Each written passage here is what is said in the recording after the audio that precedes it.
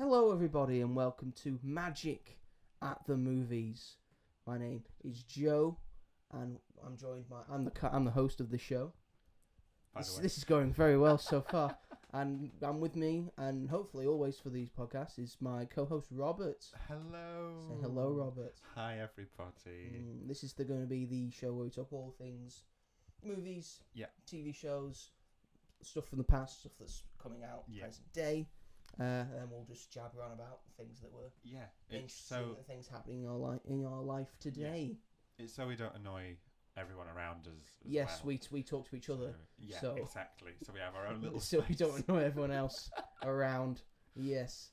We're going to start this section not with the main topic of today, but with a little segment I think we should start all our shows with, which what have you been up to this week?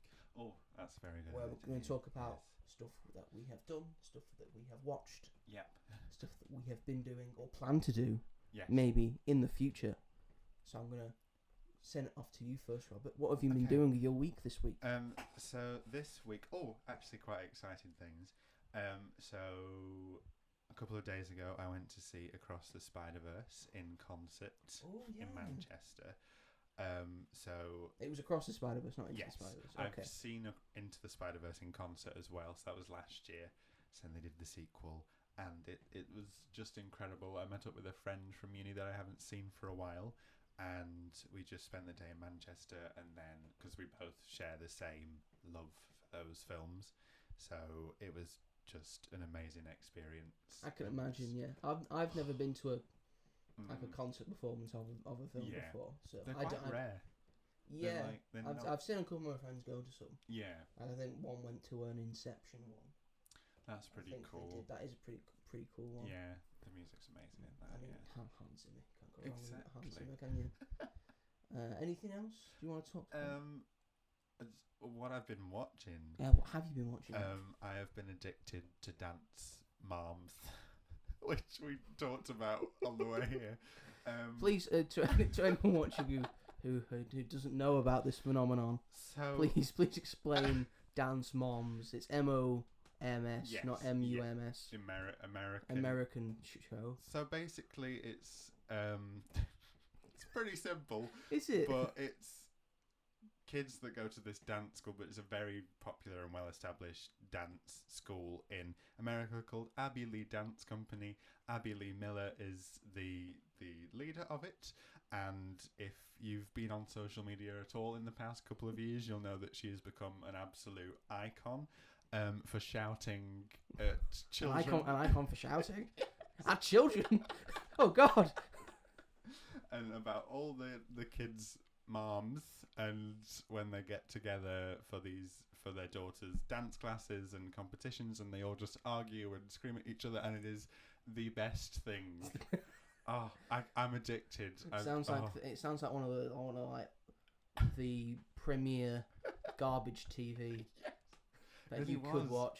Oh, it came out like 13 years ago now, and I've only just started. I've not even been watching it for a week, and I'm already on season 2. Has it been going for 13 years? I think it stopped in 2019. Okay. But it's still just as, I think even more popular now than it was back then. Yeah. Because they've all got, podcasts and stuff, and some of them have gone on to do bigger things. But I'm sure TikTok has played a part in it as well. I imagine clips on it, yeah. Every time I go on TikTok, there is a compilation of most insane moments from Dance Moms, and I will happily sit there and watch them over and over again, but it's an addiction, and sounds it not a good one, because you don't think so? Every day, if I'm doing something in the day, I look forward to coming home and watch Dance Moms. Nothing else matters in my life. I must see the conclusion.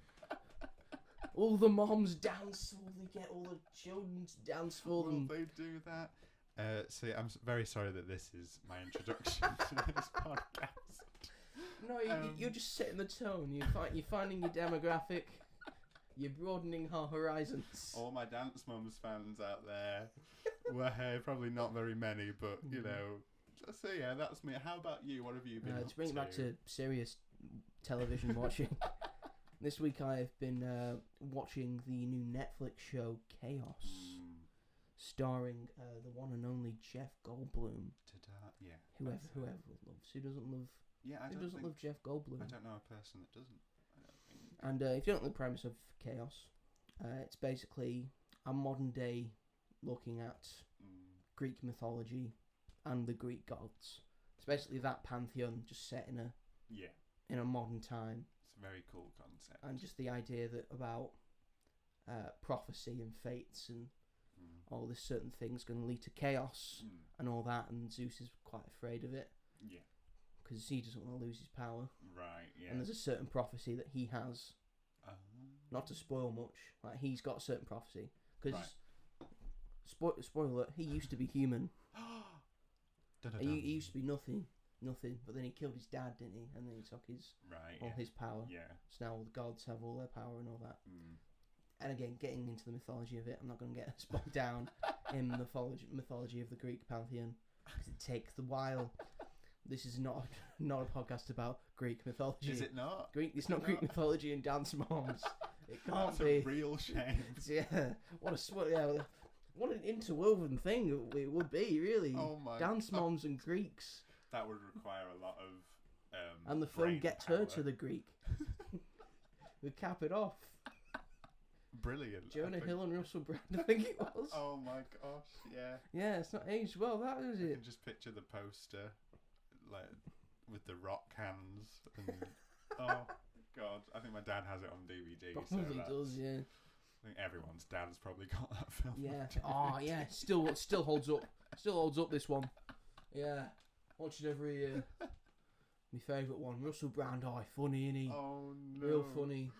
Oh, You can't believe the lies. Can't believe the lies they spread. Evidence? What evidence? Oh my gosh. Anyway. That's a whole other playing field. How has it gotten onto Russell Brand? I don't know. Never mind. That's what we're here for. Wait, so KAOS.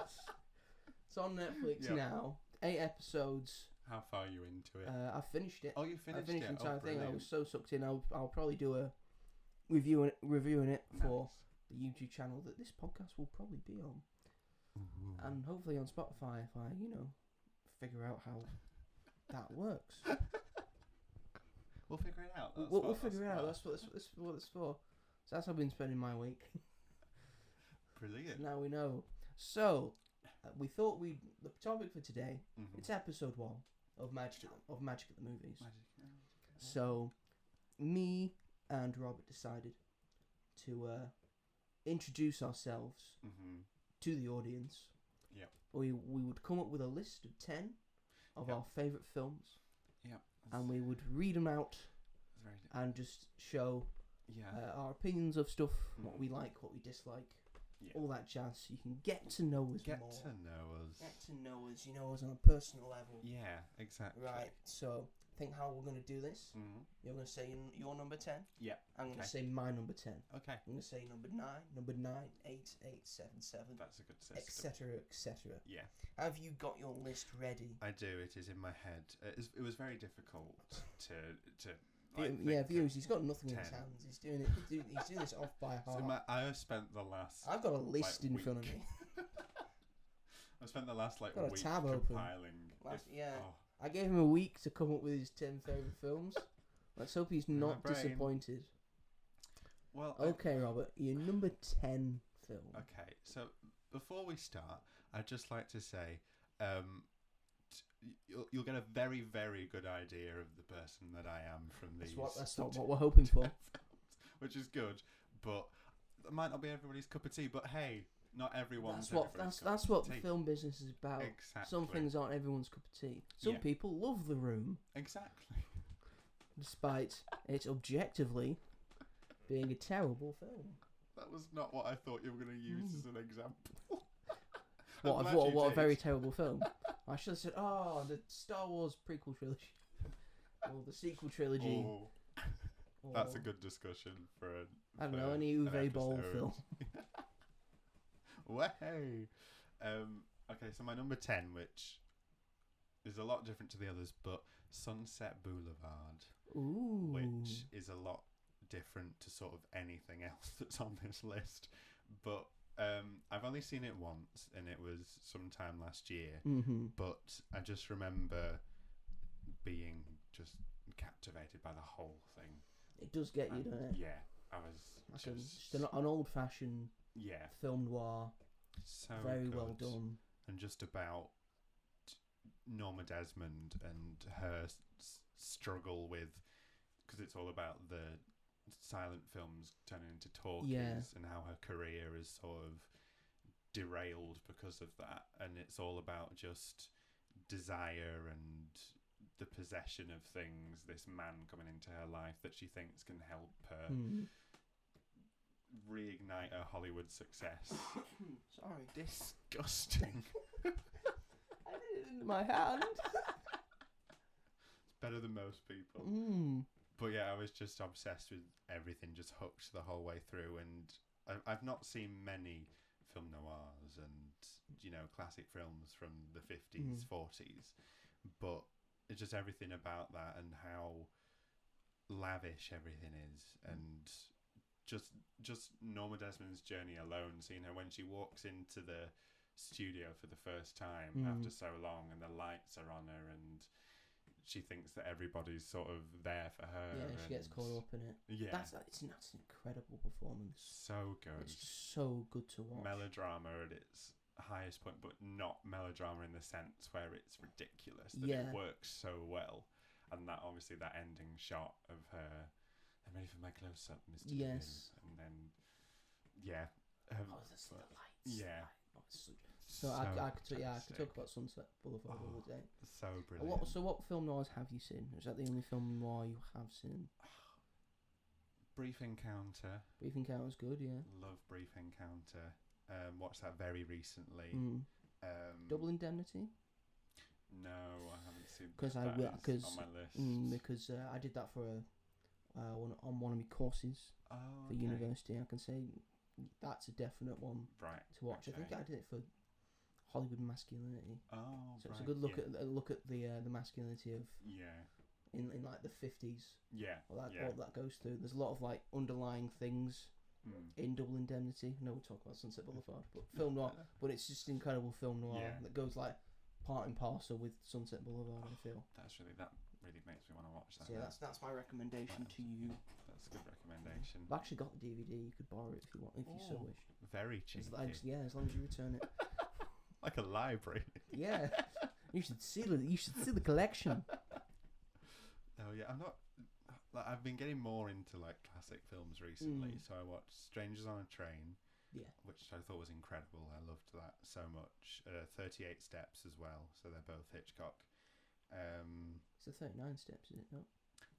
You're right, yeah, 39. That's how much I loved it. I couldn't take that final step. And then I watched, this is 60s, but it was House on Haunted Hill, which is Vincent don't think I've seen that one. It was okay. I didn't love it. But Sunset Boulevard for me, I've only seen it once, but I didn't want it. It made it into your top 10 because it's got that some. Yeah, I think about it regularly. Yeah, it's quite incredible. Yeah. How about you, Mr. Joseph? Oh, it's strong on me. My number 10 is a musical. Fun. Yeah, fun for you. Fun for you. Rob's a big musical fan. As you will see. And yet, spoiler, he's never seen Sound of Music. Okay. Yeah, he calls himself a musical fan. That's a big flaw. And he's never seen Sound of Music. I'm just gonna slowly sink into. Aren't you ashamed of yourself? I'm very ashamed. I'm kidding. Musicals, I do like musicals. They like because film is a fantasy, and musicals are the genre that most plays up to the fantasy. Yeah, exactly. I believe everyone loves having music and singing songs. Of course. My favourite music of all time is La La Land, and I just love the story behind it. The dance numbers, the musical numbers, what it's about in the LA setting. Yeah, both people trying to pursue a dream, meeting each other, and to find each other's dream through each other, but not together. I feel it's a beautiful story, a lot of beautiful moments. Definitely. The music, the choreography, the dancing, it's on point. It's a colourful film. I love just putting this on and just watching it, and it's just so good to just. It's not a film I can like have on in the background. No. But every time I put it on, I get sucked into it. Yeah, it's hard not to. I will say that this film is also on my list later on, but for all the reasons that you said. Well, exactly. Stay tuned. But it like you said, every time you watch it, you can't not get sucked into it. It's difficult not to. It's just so. And the way that they set it up as well. So that opening scene is like the typical Hollywood musical they set it up to be, and then it's just not. Like after that, they set it up like they mislead you in that way, and it's so great. And the ending. The ending, it's so beautiful. It's probably my favourite ending to any film of all time. Such a beautiful ending, and I mean the director, Damien Chazelle. He's like one of my favourite directors right now, because Damien Chazelle, he did La La Land, he did Whiplash. Yeah. He's done First Man. He did Babylon recently. Yeah. Babylon almost made it on here because I loved Babylon, and what I've noticed with Damien Chazelle, he knows how to end a film. Yes. The endings of his film always hit really hard. Really pay off. Yeah, and really pay off. And the ending of La La Land. Yeah. No matter how you want that film to end. Yeah. From like your biased standpoint of where you're standing. Yeah. It's such a beautiful ending. Yeah, I completely agree with that. Well, what was your introduction to it? Did you see it in the cinema, or was it another form? Well, I'd seen 2016. It was. Yeah. And then the 2017 Oscars happened. Yeah. And all the controversy, and then it said it won, and then Whiplash won. So despite the controversy, it made me want to watch both of those films. Yeah, definitely. So in a way, good publicity for both of them. Yeah. I saw Moonlight and it was really good. Yeah. Saw La La Land. So yeah, I didn't see it in the cinemas. I would love to see it in the cinema, or maybe like or maybe a concert orchestra thing. That would be incredible. They need to do that. They do need to do that. Someone get on it. Maybe they have done it already. They probably have, but just not in this country. No. Well, because it'll be its 10th anniversary in 2 years' time. Oh, which Jesus. is mad. Hopefully, no, maybe don't say like that. Don't say that, Robert. 8 years ago. My gosh, I can still remember. I remember when that came out, and Sing, the Illumination film Sing, I went to see that with my friend in the cinema at the time, and I was like, what's this La La Land rubbish? You're a child all at that about point. Sing, I remember, yeah. But I had friends who saw it and loved it at the time. So yeah, but it is just, like you said, yeah, it's hard to sort of describe how... You have to watch it. Yes, exactly. Exactly. I feel like we should move on. Because we're going to be talking about it a lot later, because it's on your list. True. So, Robert, you're number 9. Number 9. So, yeah. My number 9 is Cruella. So, Emma Stone again. Right. That's a surprise, I feel. Yeah. I don't think it'd be on most people's lists. I've never seen it. Okay, so the first thing we're doing after this is Cruella. Sleepover. Yeah. So this, I was excited ever since this was announced. So this is Disney's typical. We're gonna make the villain bad guy gone good. Yeah. The Maleficent. Yeah, because it worked well, like box office wise and stuff for them in that respect and whatnot. But the thing about Cruella is it is the typical sympathetic story, but she is still Cruella. Like she's still like mad. She's not completely just innocent. She is like not she's not an angel. She's, she steals and things like that. Has got Emma Thompson in it as well? Yes. So that's... I love me some Emma Thompson. Emma Thompson is my favourite actress. So that doesn't surprise me at all. That's a big deal for these two. The two Emmas are in the film together, going head to head in what I can describe as like a Devil Wears Prada. But a lot of people like to just like, oh, it's just like a weaker Devil Wears Prada. And is it? I disagree with that. It's similar, but it's just because it's about two women in the fashion industry. Yeah, in fashion. So what annoys me about that is it's like, so we can't have two films about women working in fashion. Yeah. And the thing is that they're both against each other, whereas in Devil Wears Prada, it's about Anne Hathaway. One's working for the other. Exactly. So it's so much different, but it's just, I just love everything about it. It won Best Costume design at the Oscars, which is so deserved because I can't get over those. I think about those costumes at least once. I can't deny costumes in that film. Yeah. Amazing. On point. And the performances from both Emma Thompson and Emma Stone are just... Emma Thompson's having so much fun as this campy, bad boss of this fashion company. And Emma Stone, I think, should have been nominated for an Academy Award, because if Meryl Streep can get nominated for Into the Woods, then I think that Emma Stone can get nominated at least for Cruella, because it's just not like anything you've seen her do before. She makes the role her own, and it is the best version of that character, I think, that we've ever gotten and ever will get, because it just adds so much depth and layers. There are parts of it that aren't necessarily like good filmmaking, but I enjoy it so much, and I'll never forget seeing it on the day it came out. Me and my friend was so excited. She'd made a Cruella style like jacket. She'd embroidered all these like killed Cruella a bunch of Dalmatians. She killed Dalmatians. She wore a coat of Dalmatian. Coats. I'm watching Cruella. It's fine. Exactly. No, but she like wore an outfit that was inspired by that style of the film. So she had like fishnets, and the makeup was very like 70s, and I remember we were sat next to these two little, what were you dressed girls. as? I was just in my own boring I should dress as a Dalmatian. Should have gone in polka dots. I think that is the most amount of effort anyone's probably ever gone for that film, if they were to go probably. as a Dalmatian.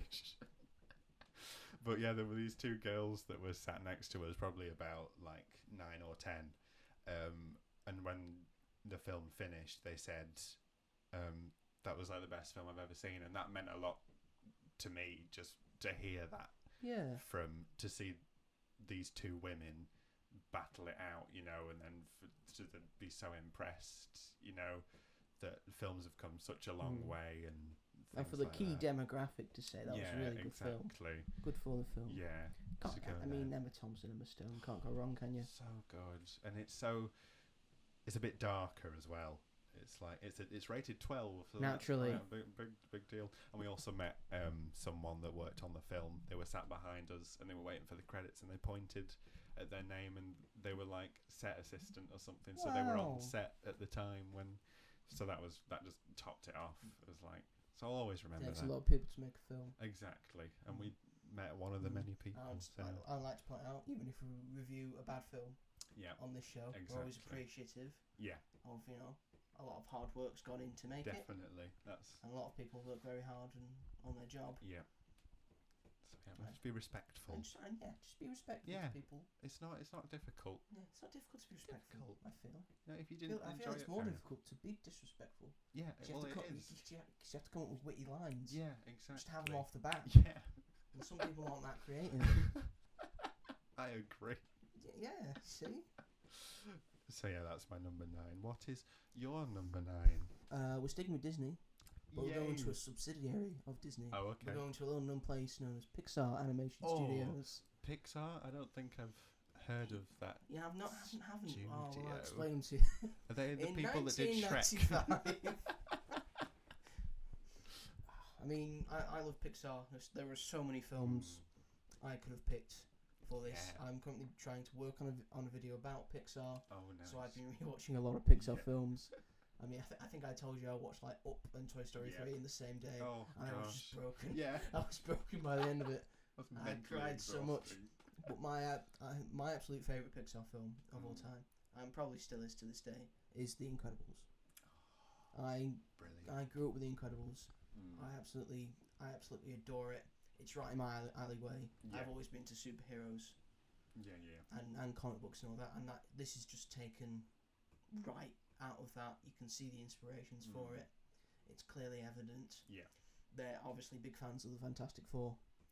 And the reason that the other Fantastic Four films haven't done very well is because this is the perfect Fantastic Four film. Exactly. So, Kevin Feige, rewatch Incredibles 1 and 2, and you'll understand how to do the next Fantastic Four. Because throughout my entire thing watching all the other Fantastic Four films, this is what I feel like it should be like. Yeah. Because it's family squabbles, they've all got superpowers, they're trying to blend in. Yeah. I'm trying to not stand out. But also the time period works so well because they're Incredible is like 60s. Yeah, it's set in the, I mean like the it's set because of the peak of the golden age of superhero comic books. I think. We'll set it in the 40s. So when your Supermans, your Batmans, your Wonder Womans were coming out and they were all doing big business. And then it's sort of set, I think it's either in the late 50s or early 60s. Yeah. Because that's when superhero comics started coming back because of the Marvel comics and they were all coming out like that. So, again, it's a good look at use of time zones in industry. And also, it's a big jump for Pixar. Yeah. The first film they did where their characters were somewhat human. Yeah. And it's taken a lot of work for them to get from Toy Story to this. Yeah. And working with all the hair and all the textures. Yeah. I mean, Syndrome's hair alone. I know. Oh my. Took so much, I imagine. Gosh, and that was just to keep it in that pike. Yeah. How does he do it? How does he do it himself? When he's flying around everywhere. Imagine when it's down. How long is it? I've never thought of that. That's so funny to imagine him with it down. How much gel is he? He's like pouring his hands into gel and then just going, yeah. Does Mirage have to help him? Yeah, that's what she's there for. Yeah, it's like she's annoyed, like seemingly every day. Yeah. Is that why she's so thin? Because it takes a lot of work. It's like a real workout trying to get that hair in place. And it's every day. I know. It's wild. It is wild. Hairstyle. Well, yeah, that's really what I've got to say. The Incredibles. Yeah. Have you not seen it? How do you feel about the second one? I quite like the second one. I like the focus on Elastigirl more. I like the stay-at-home dad stuff. Yeah, funny. It does feel very much like the first one. Yeah, and also, just on a personal note, I'd waited when the first one came out in 2004. Yeah. The second one came out in 2018. So what's that time difference? 14 years. Well, I waited 14 years to see him take on the Underminer. Yes. Oh my gosh. And it were done in 10 minutes. And they didn't even catch him in the end. No, he still runs. He's still running amok. Do I have to wait until Incredibles 3? Who knows? Is he going to be the main villain? Would you want to see them age them up in the third one, or keep it would be fun to see. Yeah. Them aged up, like Violet's in her 20s. Yeah. And Dash is in his like teen years, and Jack's learned to talk. Yeah, that'd be very interesting. Or maybe they'll just stick to the status quo. That's what they do with Despicable Me. Yeah, they're not aging them, are they? No, which is a stupid idea. Stupid idea. Anyway, this is going to be a really long video. Robert, your number 8. My number 8 is Paddington 2. Paddington 2. Yeah. I'm very ashamed I haven't got it on my list. That's okay. That's fine. Because it's perfect. Yeah. Simple as there isn't much to say. If you haven't seen Paddington 2, what are you doing with your life? But I didn't see it in the cinema, which I was really sad about because I love the first one, but this one is like just even above the first. It is just the funniest, sweetest, like least offensive problem. It's just nice people being nice to each other and told in a really funny, entertaining. Hugh Grant as the villain gives just the most hilarious performance. His best performance in years. Exactly.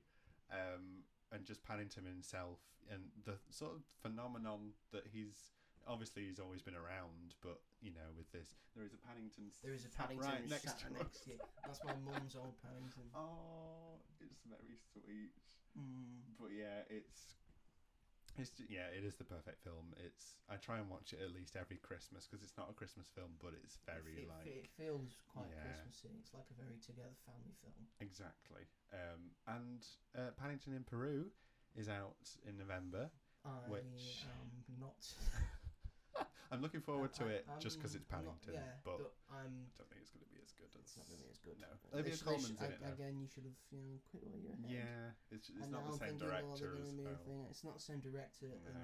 There's been some casting changes. Yeah, which is a shame. It is a shame. Casting changes that don't make sense, in my opinion.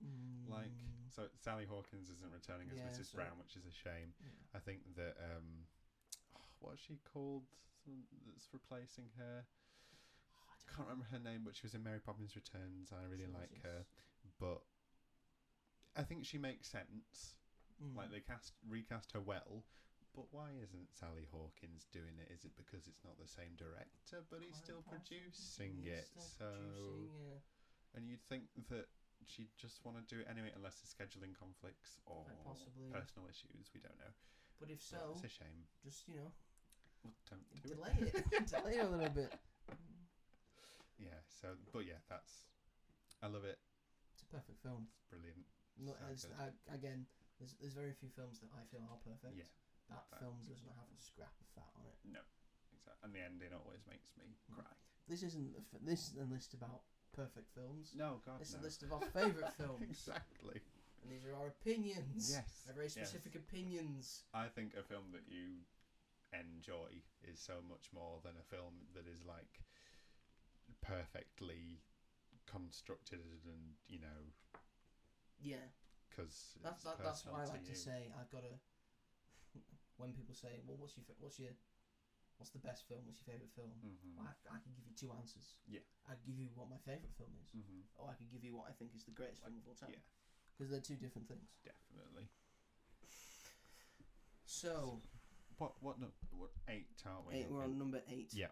You just said your number 8? Yes. You just said number 8. Okay. My number 8, we've gone from Paddington 2. Yeah. I'm going to get slightly depressing. Okay. It's my number 8. My number 8 is Schindler's List. Wow. I did say we're going to get depressing. Like opposite ends of the spectrum. Yeah, exactly. But still, both incredible. I've never seen Schindler's List. You've never seen Schindler's List? Well, a lot like Paddington, he's wearing a red coat. Red coat has a lot to do with it. Is that the only colour that's present? It's the only colour. Right. Because there's a little girl in the red coat. Yeah. Everything else is black and white. And they she's got the red coat on to make her stand out in all the violence and racism that's happening. Yeah. But Schindler's List, I think, is an incredible film. All credit to Steven Spielberg for even making that film. Yeah. And also the same year as he did Jurassic Park as well. That's insane. It's insane. He did Jurassic Park and Schindler's List in the same year. I never knew that, and my mind is actually they came out in the same year. Where did he find the time? It is incredible, and of course, him being Jewish and born from Jewish descent, it's obviously quite an emotional film for him. A film that he felt like he had to make. Definitely. And he did it justice. I feel this is the first of 2 films, I would say. The second one being Inside Out, that I feel have to be taught in schools. Right, okay. Like if you're doing a history class and you want to learn about the Holocaust, you watch this film. Right, I see. Because this gives you a perfect look at it, I feel. And of course, Oscar Schindler. Yeah. It's a lot nicer to... The film's a lot nicer to him than he was in real life. Right. But this was a genuine thing. Yeah. That he actually did. Right, yeah. And it's just It's perfectly shot. I like the fact that it's in black and white as well. Gives it an old-timey feel. Yeah. Ray Fiennes as probably the worst man in all of existence. And that's probably why he got Voldemort. Yeah. Because he's already played the worst man in human history. So I'll play the worst man in wizard history. That's our guy. That's our guy. You take that nose off him. That's Voldemort, that is. But yeah, there's not much more you can say about Schindler's List that's not already been said on the internet and in books. Yeah. And several things. It is just excellent. Yeah, I agree with that. Even though you've not seen it. No, but like from what my friends that have seen it say, very similar. Like, you must watch it, and it does seem like everything that I've seen from it is you need to dedicate like a portion of your life to it, because it's not like a breezy watch. No. Like, it's a hard watch. Before we go on to the next one, you said 2 films that should be taught in schools: Inside Out.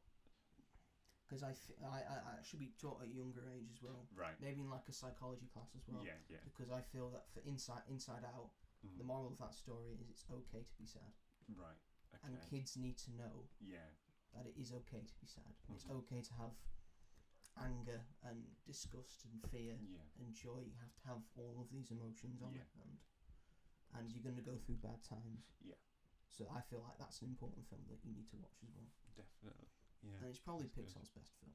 Yeah, it is brilliant. Yeah, it is. Love it very much. Which I think makes sense why I think Inside Out 2 is now the highest grossing animated film of all time. And it's got into the top 10 highest grossing films of all time. Very deserved. Very deserved, yeah. Well done. So here we are, number 7. Number 7. Number 7 for you, Robert. Think I'm probably going to have to go with Wallace and Gromit and the Curse of the Were-Rabbit. Yay!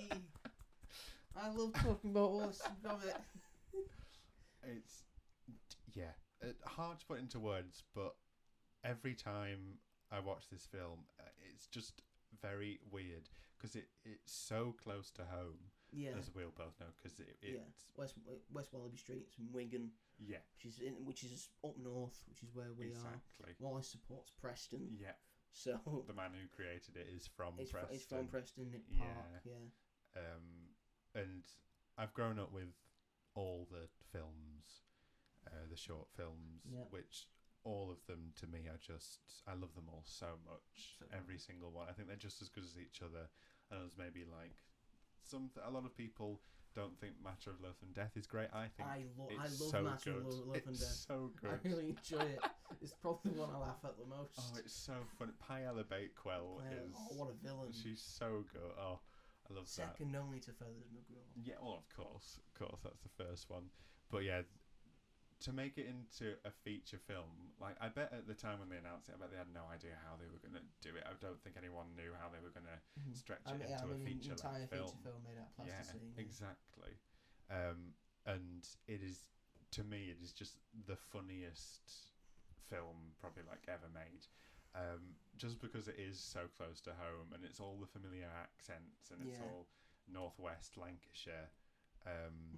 Peter Kay's in it. Peter Kay, and he's the funny. Police officer. And he's coming back for the new film as well, which is so exciting. Yes. But there is one scene when before Wallace is about to change into the Were-Rabbit, where Gromit squirts water on him when he's at Helena Bonham Carter's character's house. And they're on the way home, and he's like, ruined a perfectly good piece of fashionable knitwear. And every time I like burst out laughing. The purple one as well. It's hard to do purple in knitwear. And it's just ringing it out, and then that's followed by this massive tree trunk stuck in the road. And it's like, I'll shift this. He just lifted him up himself. I don't know why he thinks about these things. It's just, it's so fun. And it's so, the way it's made and the amount of patience they must have had to have. And it's just the most absurd, bizarre, brilliant thing that I'm always going to love. I've grown up with it, and even now they're still making them after ages. Yeah, I love Wallace and Gromit. Yeah. I've like you, I've grown up with them. Exactly. I grind it out, close shave, the wrong trousers. We've probably seen them millions of times. Millions of times I've seen them. I know, like 30 minutes because they're all short films. Exactly, so they're perfect. They've won Oscars, they're award winners. Yeah. Yeah. I mean, Wallace and Gromit: The Curse of the Were-Rabbit is one of the few animated films that have won the Best Animated Feature Oscar that isn't a Disney film or a Pixar film. So deserved. Because there's very few of them. Yeah. And Helena Bonham Carter was in that, and she was in Corpse Bride as well, which was also nominated. She was, wasn't she? So she was like She was hedging her bets. Yeah. This is gonna be mine. This one. And she did, which is great. But yeah, it's just wonderful. Every time I think about it, it's just so joyful. It's like, again, it's like not a bad bone in its body. It's just great I entertainment. 100% agree. Yeah. I would watch it every year if I could. Definitely. Your number 7. My number 7 is one that's very close to my heart because I'm a big fan of Indiana Jones. Oh, brilliant! Yeah. I mean, it's like because I had the box sets, the first 3. Ever since I remember, we've had that box set. Yeah. It's probably my dad bought it. So I've watched those first 3 probably hundreds of times each. And I mean, the 4th one's not very good, I will say. But I will defend the 5th one. Yeah, me too. I think the 5th one's very good. So do I. Oh, I'm so glad someone else shares that opinion. Because I think the formula is, if you put Nazis in it, you're gonna be a good Indiana Jones film, really. But I love Raiders. I like Temple of Doom. Temple of Doom's not aged as well as the others. No. For obvious reasons. Oopsies. But my absolute favourite, and I think the best Indiana Jones film, is The Last Crusade. Nice. It's got Indiana Jones, unlike Raiders of the Lost Ark, actually matters in the film. If you take him out, stuff falls apart. Unlike Raiders of the Lost Ark. I love Sean Connery in it as his dad. Brilliant. Again, the Nazis in it as well. Yeah. The action's spot on. I think Last Crusade is like the perfect point of Indiana Jones, because I think Raiders of the Lost Ark gets like the narrative and the characters perfect. Yeah. And Temple of Doom is the most action packed. Yeah. I think Last Crusade is a perfect splice of those two films, and like the archaeology thing that they're going after, the Holy Grail at the end is like a very believable thing. Definitely. I think it's got so much going for it. It's got the humour as well. Yeah, Sean Connery really brings that humour. The Scottish. Yeah, he's so fun to watch. He's so fun to watch in this film. The scene that always comes up into my head for some reason is when he pretends to be Scottish and he sneezes. I don't know. I so want to meet Harrison Ford and ask him, did Steven Spielberg ask you to be Scottish? Because he knew you could do Scottish. Like, when did you know you could do a pretty decent Scottish accent? I've caught a sniffle. I think, they'll definitely think I'm Scottish if I wear this beret. The Scottish and they don't wear question beret. it works. It sort of worked. It sort of worked in the first bit, the idiot that lets him in. How dare he? Boom, out. Oh. For Indiana Jones, I love all the sound effects that the punches make as well. That's just so iconic. It is, yeah. They don't make sense for the 5th one because he's like 70 years old. But he's, oh wow, he can still pack a walk with those, can't he? Do it. He's never lost it. Oh, he never will, never will. No. So yeah, Indiana Jones: The Last Crusade. That's a very good choice. If you watch the first 3, if you stop at this one, that is perfectly fine. Definitely. Because that is a perfect ending for India. Them all riding off into the sunset. Yeah. Perfect ending. Exactly. That's why they didn't make one in like 2 decades. It's a perfect ending. Yeah. And then, well, I don't mind Crystal Skull, but it is Aliens, nowhere near, especially the original trilogy. Yeah. But I think Dial of Destiny is a lot better than Kingdom of the Crystal Skull. So, number 6 for you, Robert. Mamma Mia. Now, me and you, this is the first one, because me and Joe, we've had our conversations about Mamma Mia, Here We Go Again. Yeah. You know what, Mamma Mia, not Mamma Mia, Here We Go Again. Yeah. Because I have nothing wrong to say about Mamma Mia. No, exactly. I have things to say about Mamma Mia. Here we go again. But that's not what we're discussing, is it? If we start talking about that, I will start crying. Why? It's very close to my heart. Anyway, I used to consider both of them like a package deal. So I used to be like, two of them together, that's where it would like place the like everything. But as time has gone on, I do think that the first one is better because it's just more naturally done because they had something to adapt and they had something to pitch on because they had a very good stage play to use. Yeah. Which I feel the second one didn't. No. And for me, that's where it falls apart. Yeah, it makes sense. It does suffer in that respect. And because they have no ABBA songs left. True. No offense to ABBA, but your greatest hits, they're all used in the first one. Yeah. So, oh gosh, and what are they going to use for the third one? There are a lot that are used, but you know, come on now. Exactly. But the first one, I kind of grew up with it, so I probably was about 10 years old maybe when I saw it for the first time. I got it for Christmas. Did you? I got the DVD for Christmas. I remember. Nice. I remember seeing the video because we recorded it. And me being excited for having it on DVD. Yeah. Because I actually did enjoy the first one. Yeah. I still enjoy the first one. It's so good. So I think that was one of the first films also that sort of made me discover who I am a little bit more. That and another film that's on this list. But just because it was like not a lot of boys liked it for the sole reason that it was a musical. And it's very female centric. And I didn't really know anyone, especially when I was that age, that liked it, and I felt weird for liking it, but I was also like, I really love this. Obviously, I knew ABBA songs before, so that obviously helped get into it. It's like, oh, all these cool songs are in this film. I feel like us Brits are like born with like very certain things. Yeah. Like we know most ABBA songs. Yeah. Everyone knows the words to Wonderwall. Yeah. You're born no matter with it. who you are. Yeah. Everyone knows the words. Yeah, so it's very similar in that respect. I think I just like heard the songs. I was like, oh, what's this? And it was Mamma Mia, and obviously my mum loved it and whatnot. And then I've probably seen it like a million times since. But I genuinely think, as well as it just being the most fun film ever, with everyone being drunk. Everyone was drunk for the entire thing. Everyone was basically on holiday. That's what makes the first one great. They're just having a vacation, sort of filming something. Just say what you remember from the script. So that's your singing voice, Piers, is it? All right, we'll go with it. We'll keep it in. You keep shouting, Piers. We know we're gonna get a little bit of backlash for that, but it's fine. We're fine. Everyone's in it at that point. Yeah, they're like halfway through the film. They're going everyone to else stop now. has sung, so it's fine. I have to give him his eggs. But I also think it's a really great story about mother and daughter. It is, yeah. Like really well done, and people just the slipping through my fingers bit. Amazing. It's beautiful. So good.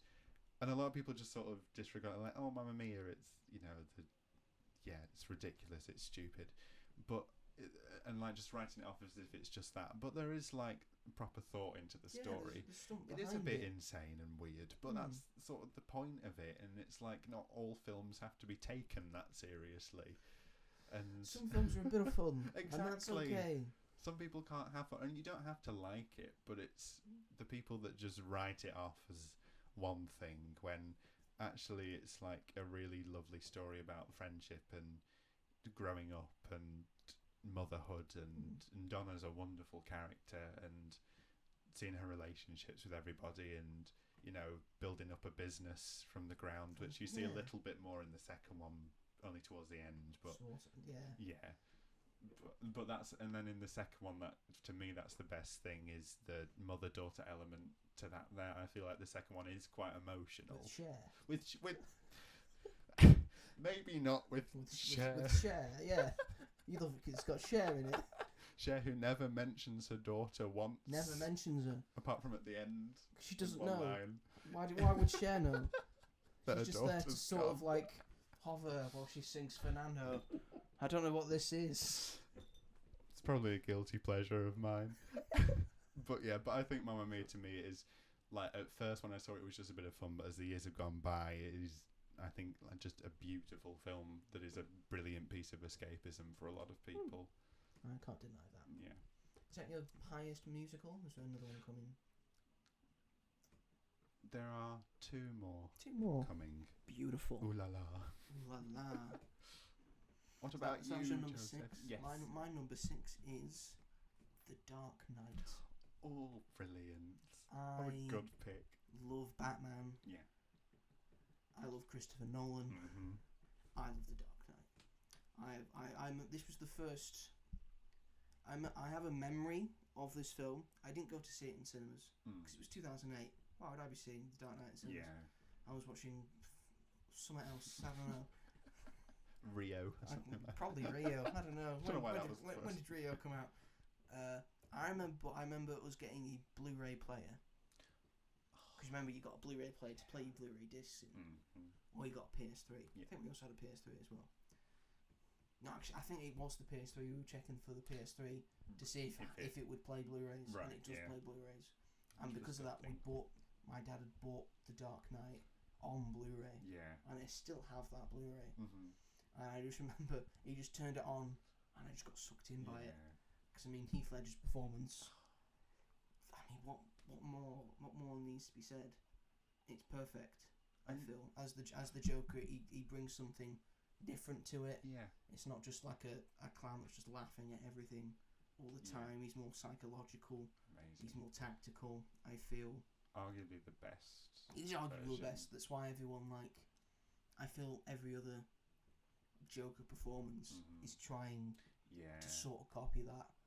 Like in the show Gotham, I think Jared Leto sort of wanted to try and do what Heath Ledger did, but took it a bit too far. I feel Barry Keoghan, who I think is going to be the Joker in the Pattinson Batman films, has been teased. It feels Ledger-ish. Yeah. So a lot of the Joker has kind of maybe been lost by this performance because of how good this performance is, and everyone wants to imitate it. Everyone should copy Mark Hamill. He's the best Joker, really. But everything works about this. I feel like the practical effects that Christopher Nolan's so good at. It feels very Batman, as in he doesn't really try and kill anyone.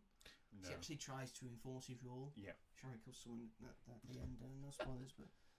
But it's allowed one. But there were stakes on the line for that, and it's got a lot of good people from the comics. Yeah. Gary Oldman's great as Jim Gordon, as always. Really you could put him into any Batman universe, he would work. It's great.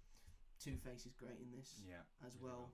And Christian Bale puts a lot of effort into. Does. Bruce. He's not my favourite Batman. No. He might be my favourite Bruce Wayne though. Yeah. I think he's a very good Bruce Wayne. Yeah, definitely. But The Dark Knight for me. It's probably not my favourite superhero / comic book movie of all time. That's fair. But it's definitely probably the best. Yeah. Or maybe one of the best. Definitely there's a couple that are gonna come up that I think are slightly better because maybe I'm biased to one company than I am the other. I don't try to be, but sometimes that's the way it works. Sometimes that's the way it works, So here we are. The Big Five.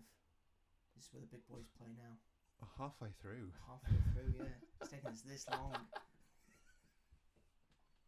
That's what the podcast is for. Yes, it is. Of course it is. So, Robert, your number 5. My number 5 is another musical. Arguably my favourite musical, sort of aside from one that is a little later on, Hairspray.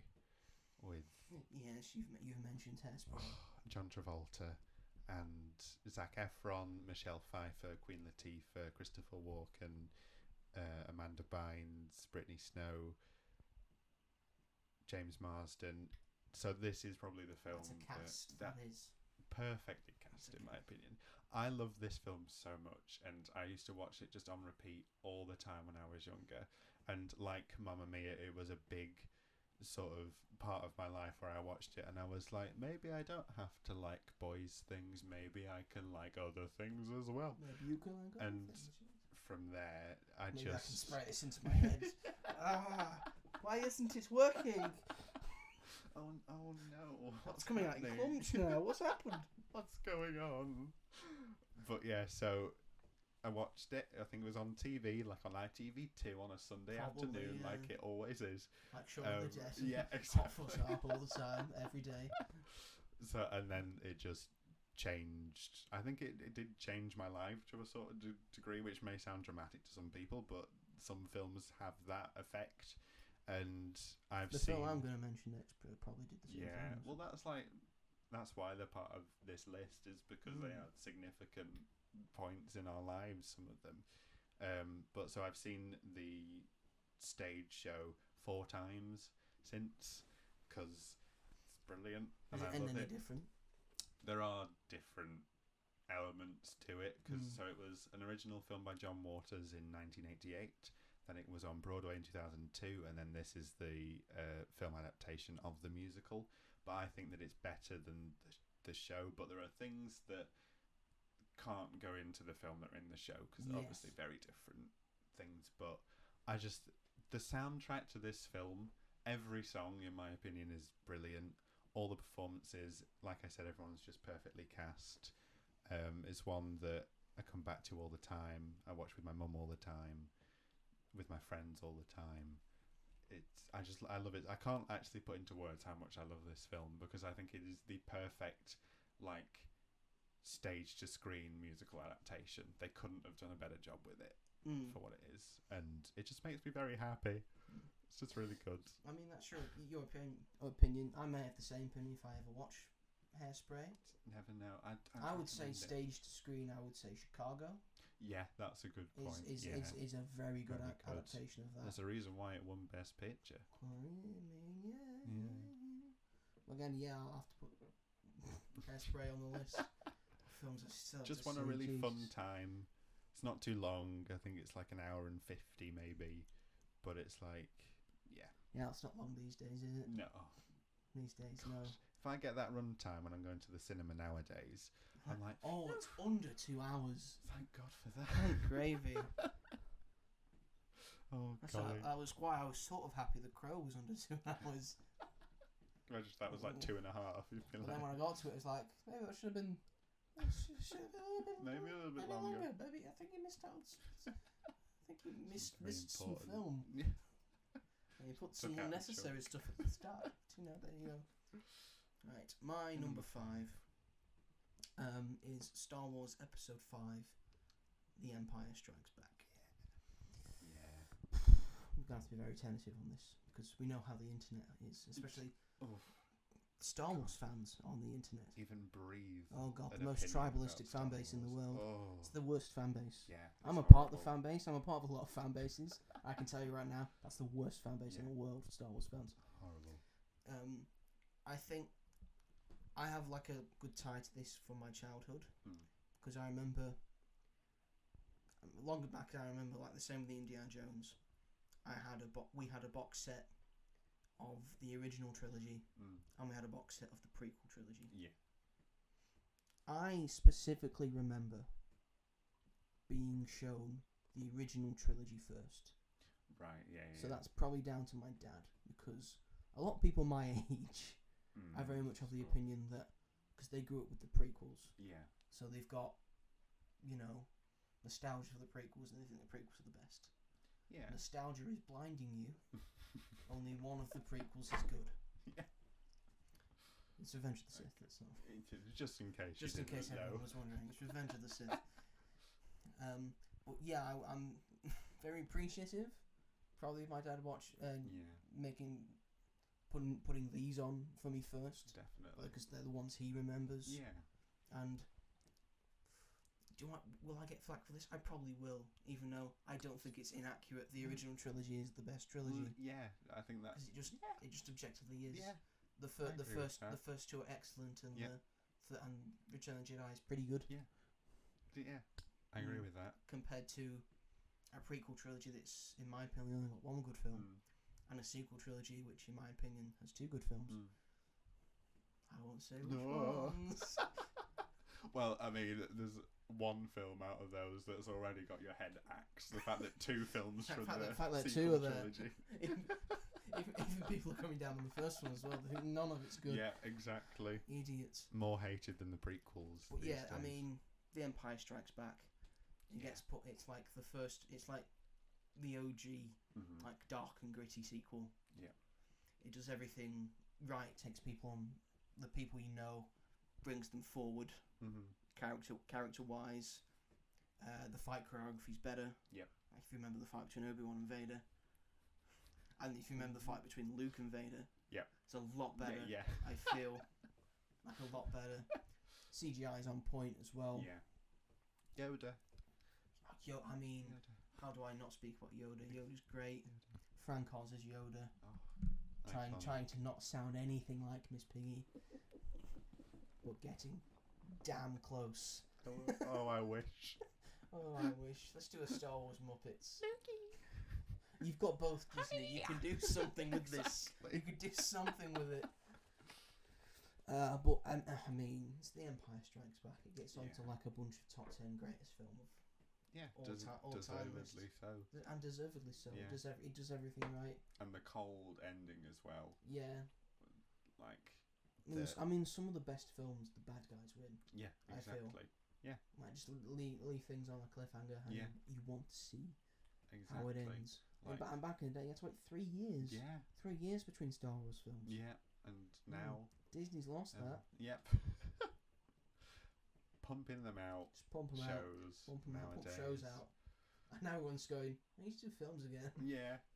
No, we got to wait a few more years. Yeah. Wait at least 10 years. Yeah, I think Awakens, so. Like 2015.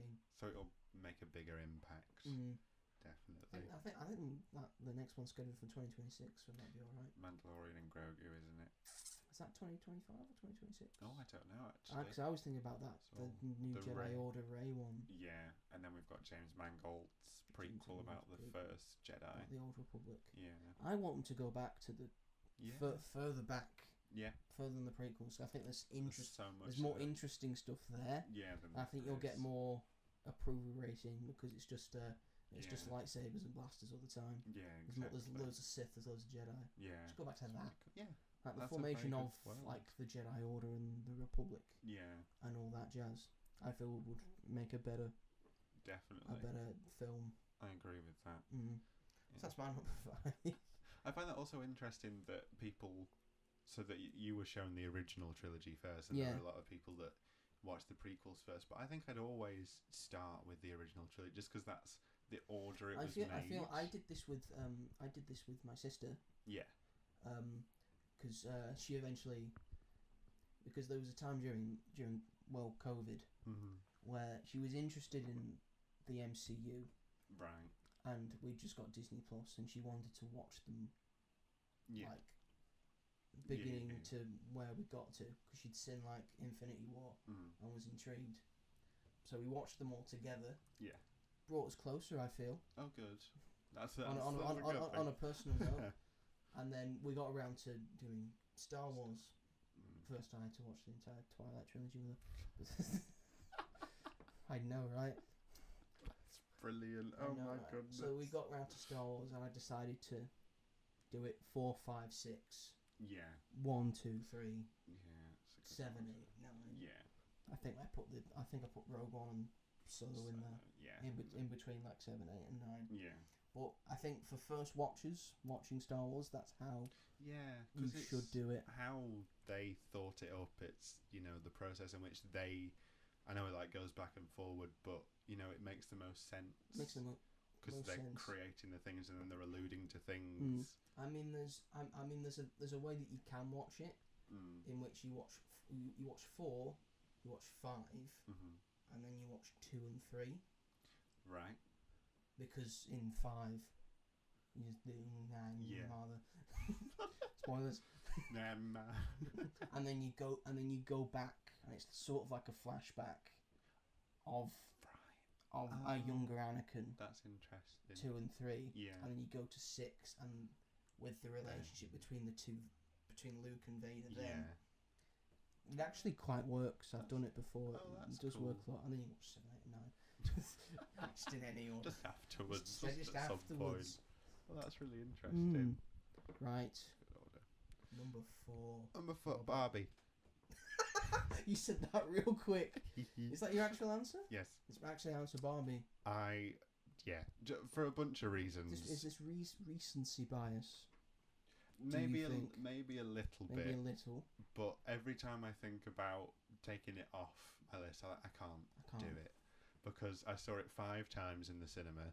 The last time, on my own, in an empty cinema on the biggest screen at that multiplex, and I just had the best time. And it was the most, like, you know, people have, like, out-of-body experiences. Yeah. This sounds insane, but it was, like, for that, it was just, like, because I was allowed to be emotionally vulnerable because no one was watching me. Yeah. So it was like I was dancing along to all the songs and singing along, and just, like, obviously from the first time I saw it, I think it's just a brilliant film anyway. It's so funny, and its messages and about womanhood and what it is, but also just what it is to be a human being. Yeah. Which is what a lot of people sort of missed from it, I feel.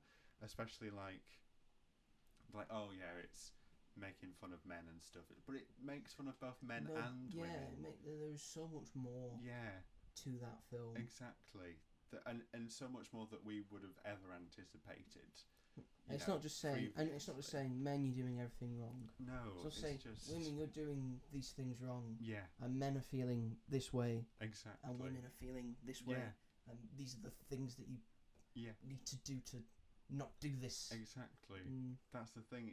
It's literally just sort of a wake-up call as well about politics, that it's like, it needs to be even. It's like, obviously Barbie World is a matriarchy, but then it's like the Kens are affected by that, and the film and then the Barbies realise that it's like, it needs to be equal. Not every night had to be girls' night. Exactly. Not every night had to be girls' night, and that's, and some people disregard that and like, oh, it's just a film about women and girls and but it's not. But it is also about that, and it's just handled so well. But it's Barbie. Ken's speaking some real stuff. Exactly. I'm just Ken. Yeah. Listen to those Brilliant. words. It is, and that's the thing. That's for I love that song. Because it's so good. Such a good song.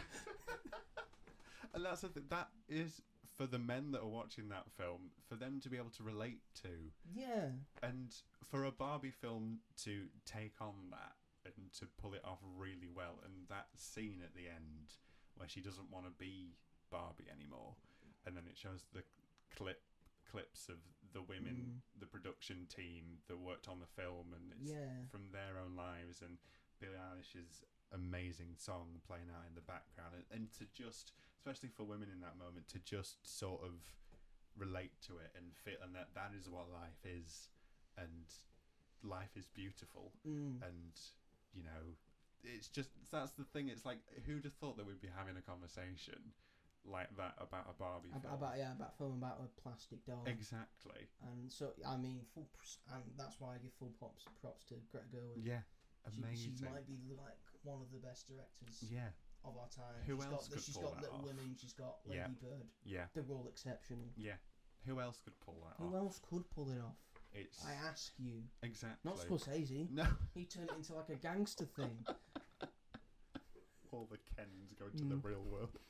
God, that'd be havoc. Yeah. All the Allens are in the real world. We figured that out. Yeah, well, exactly. And I don't want them to touch it. I don't. There's talk of doing Ken don't need solo. a sequel. No, just leave it alone. Just leave it. Doesn't need to be a franchise. I think you got enough money from both the film exactly. and the merch you made. Merchandise. And the merchandise as well. And like it did. Like Teenage Mutant Ninja Turtles, Mutant Mayhem. Yeah. Made its money back from the merchandise. So it's important. Made like over $2 billion with the merch, I think. It's insane. Just to mention, you said you watched it 5 times. The 5th time you watched it by yourself in an empty cinema. Yeah. It's a great feeling, that, isn't it? Amazing. Just watching a film by yourself. Oh my god, on the biggest screen the biggest screen possible. Yeah. Is that the last film you saw by yourself? in a cinema screen. No, what was the last film? Was it Harold and the Purple Crayon? Oh, did no one want to see Harold and the Purple Crayon? It was the same for me. No one wanted to see The Crow with me either. It's an empty cinema. I wonder why. Watching The Crow. It was an 11:30 showing as well, so that might be a reason. No, Barbie. It might have something to do with recency, but I think it's because it is the most fresh in my mind still. And 2023 was just a great summer because of that, and Oppenheimer. It was one of my favourite years of film. Yeah, might be one of the best years ever in film. Yeah, definitely. This year won't touch it. It's too many sequels. Yeah. It's just the year of sequels. And nostalgia. And the sequels and nostalgia. Yeah. We say that, you're seeing Beetlejuice tomorrow. I'm very excited for Beetlejuice. I'm seeing it Saturday. Fun. My number 4. Number 4, so this is our like letterbox. Top 4. It must be. Yeah. It must be. My number 4 is Spider-Man Into the Spider-Verse. Nice. Yay. Spider-Man is very near and dear to my heart. As people who like love superheroes, most of them will probably say. Yeah. They'll probably try and say something different because it's just a basic bitch thing to say. Oh, my favourite superhero is Spider-Man. I'm not afraid of saying it. My favourite superhero is Spider-Man. Because you know what? He's the everyman. Exactly. He hides behind a mask. Anyone could be Spider-Man. Exactly. And that's like an important part of this film. Like, you could wear the mask. He could wear the mask. Anyone could wear the mask. Spider-Man's just he's a perfect superhero for me. He's not too powerful. He stands up for what he believes in, does what's right. I've been watching Spider-Man films probably my entire life. Yeah. They have been re-releasing the live-action Spider-Man films in cinemas recently. The only ones I went to see were Spider-Man 1 and Spider-Man 2 with Tobey Maguire. Those are my two favourite films growing up. Yeah. Spider-Man 2 nearly made it onto this list, but I thought I can't have two Spider-Man films on this. So I went for what I think is the best Spider-Man film of all time. If you want to learn about what Spider-Man is about and his messaging and his coding, this is the one you watch. Yeah. Like the heart and the emotion behind it, and to introduce Miles Morales. Yeah. He wasn't a new character, but he'd be new to a mainstream audience, and now look, he's everywhere. Yeah. Everyone knows who Miles Morales is. I think most people think that he is Spider-Man. Yeah. At this point, he is to me. To me, he is. To me, he probably is your Spider-Man. Yeah. But also the animation style, the art style of this film, groundbreaking at the time. We could spend like 5 episodes just talking about the animation. Talking about the animation of Into the Spider-Verse and Across the Spider-Verse. And just the little stuff it does. Like, I think when Miles wasn't Spider-Man, he was like at a lower frame per second. Or when he was like becoming Spider-Man, he was just slightly slower than Pete Parker and Gwen Stacy, who are more faster and fluid and like a perfect frame rate per second. And then when he learns how to become Spider-Man, he gets to that level, and that's just a perfect like little detail.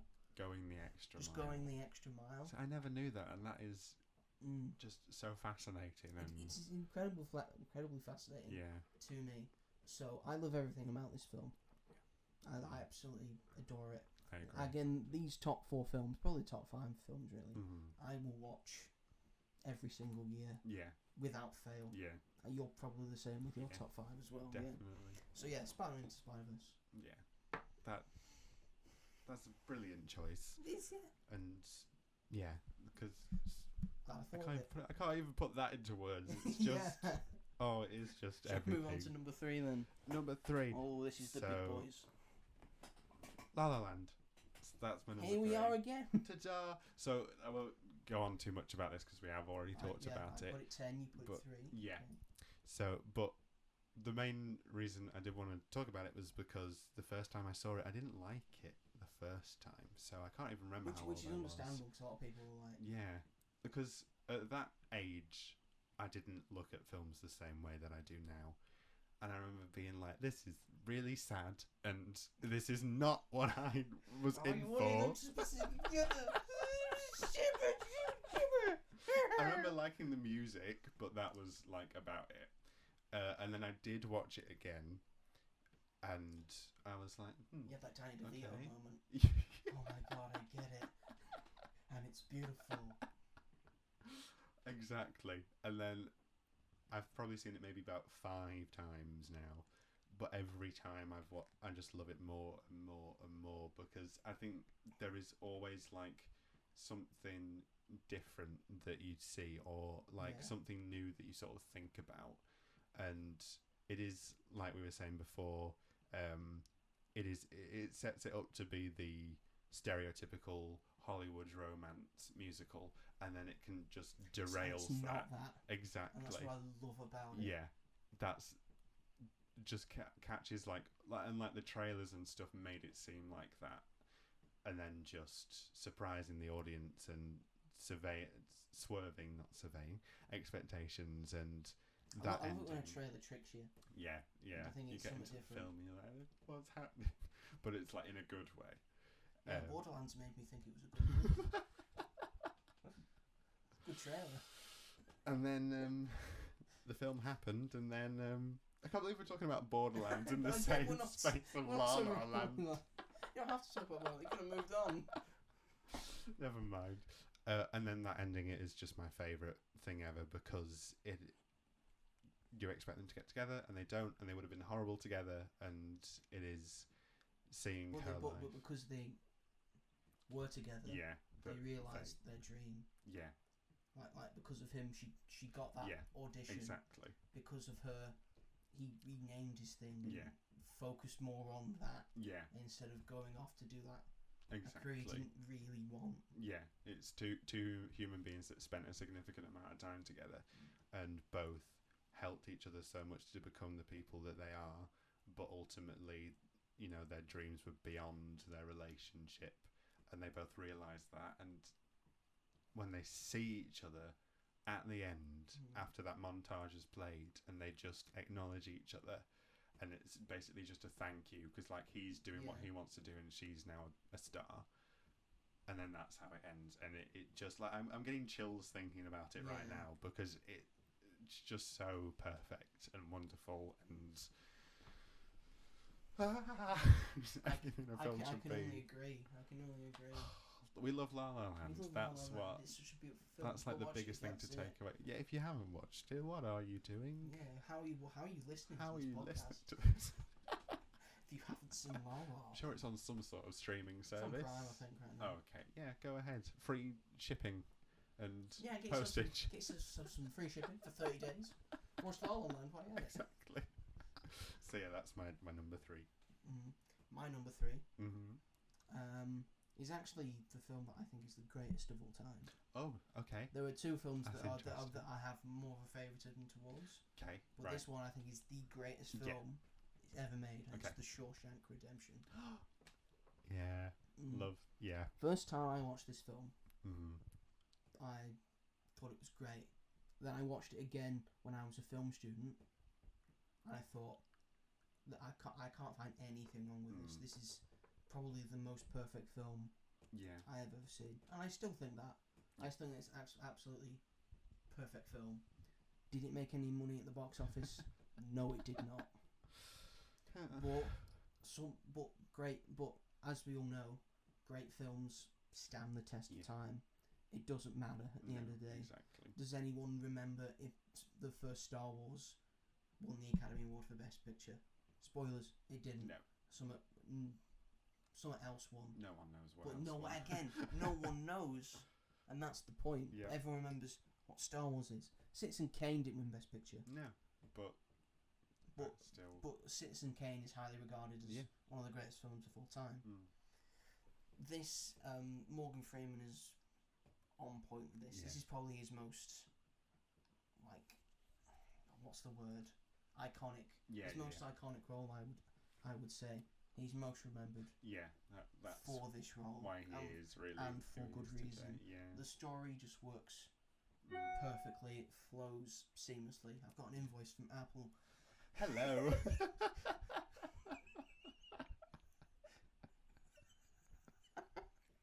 I don't know if anyone's gonna hear that.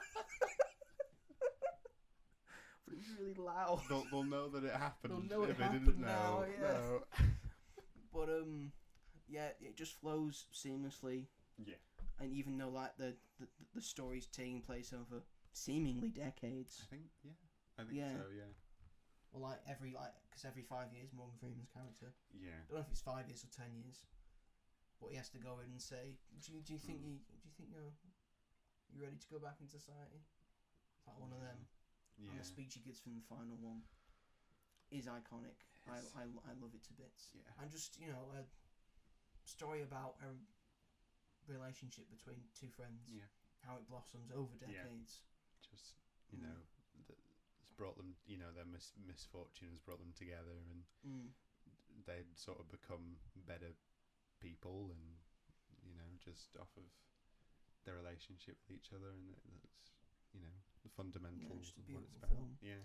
And people don't realise that it's based on a book written by Stephen King. Yeah, that's insane. Because it's not a isn't horror it? film, No, is it? exactly.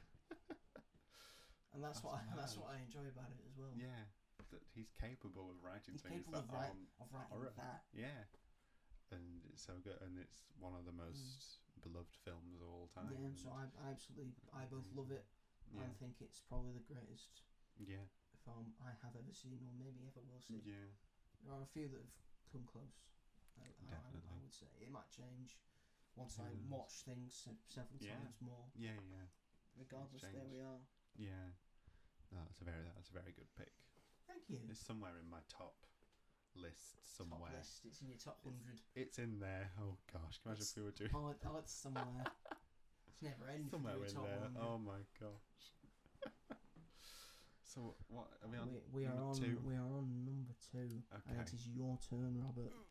So my number 2. So this has recently been bumped up to my number 2. Ooh. It was number 3, but it is. So what was your number 3 again? So La La Land. Oh, so it's bumped La La Land from number 2. House, Okay. and that is Spider-Man Across the Spider-Verse. Wow. And I think it is also because I did see it in concert recently. Seen it in concert with a concert orchestra. Yeah. So maybe that might have something to do with it, but also, I'm finding a lot of things hard to put into words. But each time I've seen that film, which I think is about 5 times now, I'm just flabbergasted by the whole thing. And in my opinion, it is. So Into the Spider-Verse is already incredible, as we know, but I didn't mention the "What's Up Danger" bit from Into the Spider-Verse. What's Up Danger? Yeah, that's probably like that's probably one of my if not Yeah, my favourite scene in a film ever. Just the animation alone, and then the music blended into it, and then it's perfect. what it means for Miles as well. Yeah. And, Anyway, Across the Spider-Verse. I think for me it is slightly just above Into the Spider-Verse, just because I didn't have an instant connection with Into the Spider-Verse. It was over time that I did. I think it's like at the time I watched it. I think that was a lot of people as well, because Yeah. Into Spider-Verse did okay box office wise, but then went to streaming, and then everyone watched it. Everyone started loving it. Yeah. It blew up over a few years. It was like 5 years, I think it were, between the two. Yeah. Then this one explodes, does really well. Yeah, which is fantastic. But I think also, I'll never forget when the film finishes, and me and my friends just sat there in silence for a good 30 seconds, and I just screamed. I was just like, the poor people around you. Is he all right? I wasn't okay. I was just. And we found it difficult to just sort of explain what we'd just seen, because to me it's just one of the greatest things that has ever been put in film ever. I will always be outraged that it didn't win the Best Animated Feature Oscar. Fair enough, Boy and the Heron. I haven't seen it. I haven't seen Boy and the Heron. But yeah, I guess, Studio Ghibli. But that's the thing. Like, they've won so many times before, which is fair enough, deserved. They haven't won that many times. No, maybe not. Spirited Away won. I don't know if Howl's Moving Castle won. Probably not. Maybe just one. I think they've only won twice now. So. But I think obviously a lot of work would have gone into The Boy and the Heron.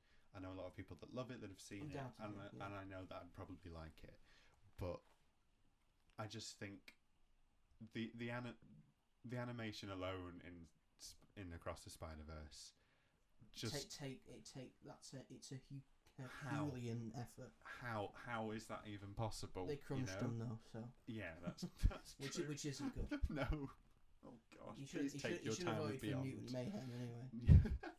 which weren't crunched. No, and exactly, and it still looked very good. Yeah, but it's just I've never seen anything like that, and probably never. Well, apart from maybe Beyond the Spider-Verse, but we'll see. Yeah, oh god, but I've just. Yeah, I can't get over it even now. It's been over a year and it's still, visuals alone obviously, but even that, a lot of people say that the visuals outweigh the story, and I disagree. I disagree wholeheartedly. Very much disagree. Because it's about Miles, and even in the second one we have Gwen's story a lot more. It's, she gets a bit more screen time and we learn more about her, which is good. Yeah, and it's all about identity. I love the look of her universe as well. Yeah, oh my gosh. Because it's very much based on what her comic book looks like. Exactly, and it shows like emotion, like what the emotions are in that scene, and it complements them. Great. But every frame, like every single one, is just stunning. You could pause it at any given moment and it would look amazing. And you can't really say that for most films. But yeah, and just about Miles and how it develops him, and that he is older, and he's having to deal with the fact that he doesn't know where he belongs in the world, even more so when Miguel literally shoves him up against a train and it's like, that spider was never supposed to bite you, and he says like, you are nothing, you are not anything in this world, you were a mistake, and Miles just lets loose and like, I'm gonna do my own thing. Yeah, and he sort of knows who he is in that moment, and then he goes to Earth 41 and then set up 42. for 42. Oh my 42. God, I'm always off by one number. There's a sort of dyslexia that's going on. Uh-oh. But yeah, so just like Miles is one of my favourite characters of all time now, just because I love him so much. I do like Peter Parker, but I love him so much more than Peter Parker. Yeah. I understand. Yeah. I think I've never had, like, you've had quite a big connection. I've had quite a big connection with Peter Parker. Yeah. Almost all of the live action things are Peter Parker. I'm a big comic book nerd as well, so I've read a lot more Peter Parker stories than I have Miles Morales, although I do adore Miles. Yeah, of course. I absolutely adore him. Yeah. Because the basis of Miles Morales was the person who created them, Brian Michael Bendis, I think it was, had a young daughter at that time, an adopted young daughter, I think. Right. And wanted to make more characters that looked like her. Yeah. So, and because it's Spider-Man, could be anyone behind the mask. Exactly. Yeah. And it gives him a kick-ass new costume. It looks really cool. All that came about because they were in a different universe than the regular one. Yeah. So they could kill off Spider-Man. Yes. So Peter Parker died. For like in Into the Spider-Verse. For Miles to come along. But yeah, but he is just in that, he's a character that resembles so many people and that they'll be able to relate to, and he's just amazing, and that's what makes Spider-Man great, because he's so relatable to almost everyone. And then through Gwen's relatable to people as well, especially in Across the Spider-Verse when we see her story a bit more. But yeah, and then just watching it recently as well, just the amount of joy as well that I just have watching it, it's just, I think it's pretty much perfect, and I love it very much. I still think the first one is better. I do love Across. Yeah. But again, left on a cliffhanger. Yeah. We don't know when Beyond the Spider-Verse is coming out at this point. Yeah. Maybe next year, maybe the year after. Yeah, nobody knows. But it's kind of sour me on it. I wanna because I don't know how they've ended it. Yeah. I don't know how they're gonna finish it. Yeah. I can't see a logical conclusion to it. No. So until I see the third one. Yeah. Maybe that will reduce my thoughts on Across. Maybe it will increase them. Yeah. We don't know yet. Who knows? Who knows? Who knows? Yeah. Who knows? They are very much like that for me, though. Like, they're so close. They're very close, Yeah. Number two My for number two. you. It's Avengers Infinity War. Oh, lovely. In my opinion, the greatest superhero film Nice. of all time. Mm. And the fact that it was 10 years. Yeah. 10 years since Iron Man. Mm. And then we've got to this one. Yeah. And for the last one to be any good at all Yeah, exactly. is what was astounding to me. Yeah. It made $2 billion at the box office. I don't know a single person who hasn't seen it. Yeah. I have seen this film 6 times Yeah. in the cinema. Wow. Oh my god. 6 times in the cinema. I watched it on opening day. I lied to my parents so I could go and see it. I just told them I was doing a thing at college, and I just walked past the college, went down the road, went to the View Cinema, and watched Avengers Infinity War instead. I cried when I saw Spider-Man die. Yeah. I cried when I saw Hotman die. Yeah. I was shocked. I was just enthralled. Yeah. It was. I thought Thanos was one of the greatest villains Mm-hmm. I've ever seen. Yeah. He was done so well. Josh Brolin should be given all the flowers in the world for that. Because the fact that he's like humanized and made menacing, a guy who looks like a purple testicle, essentially, and made a thing out of big. You know how many people know about Thanos now? Yeah. And the Infinity Gauntlet and all the stones that go with it. Exactly. That's incredible to me. Yeah. Because because a lot of that is such deep lore Mm-hmm. in the Marvel Yeah, it universe. is. That's what I love about and the MCU being a success. Yeah. Because it's taken like B-list players and made them household names. Yeah. No one knew who Iron Man was. No. one knew who like Thor was a superhero. Yeah. People knew who the Hulk was, and people knew who Spider-Man was. Yeah. People knew who the X-Men was, but they were all away somewhere else. Yeah. So they had this to use, and everyone knows who Iron Man is: Captain America, Thor, Black Widow, Hawkeye. Yeah. They know who the Guardians of the Galaxy are. Yeah. That's really cool. And before that, a lot of even comic book fans Yeah. wouldn't have known who the Guardians of the Galaxy were. No, they wouldn't. No. And now that they're all and the Black Panther as well, and they're all here, all in this one film. Yeah.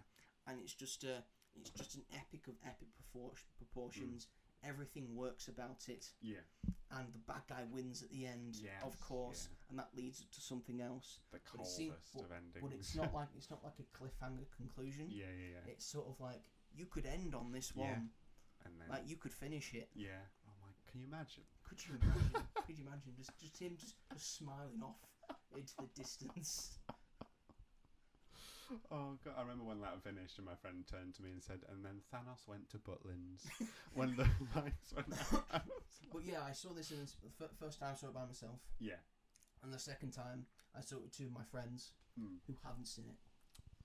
But that was So I was so watching. good. I just kept looking like that, see their reactions to stuff, and they were smiling and like that. And then we got to the end. Oh no! I turned left, and their faces were just a picture. Just So dropped. So what do you think of Avengers Infinity War? And they both went, what? What? No. And you're just sat there. No. And the third time I watched it with my brother, same reaction. Yeah. 4th time with my sister, same reaction. 5th time we watched it at home Oh, nice. Yeah. on the telly. I think my dad had seen it at that point as Right. well. Can't remember when I watched it. It might have been with my brother or my sister Right. at the same time.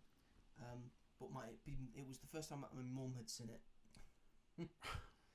and we were like at the point where the Hulk is being bifrosted Yeah. to Earth.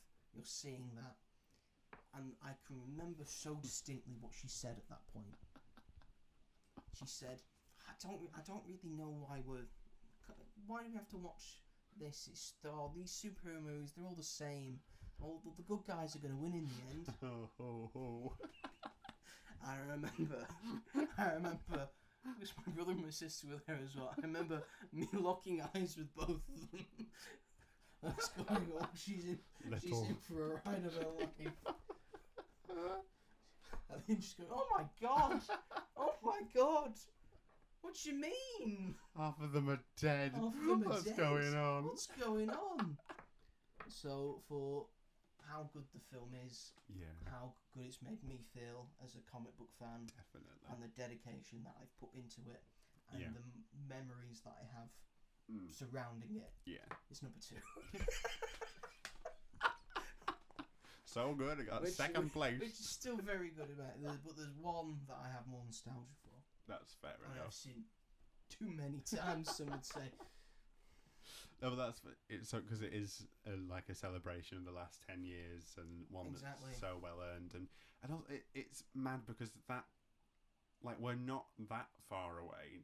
We're only 4 years away from the 20th anniversary, which is so strange. But at that time, those 10 years felt like a long time. Yeah, well, I've been watching them forever. Yeah, and now it's just because there's been so much of it that it's not flowed as well. Yeah.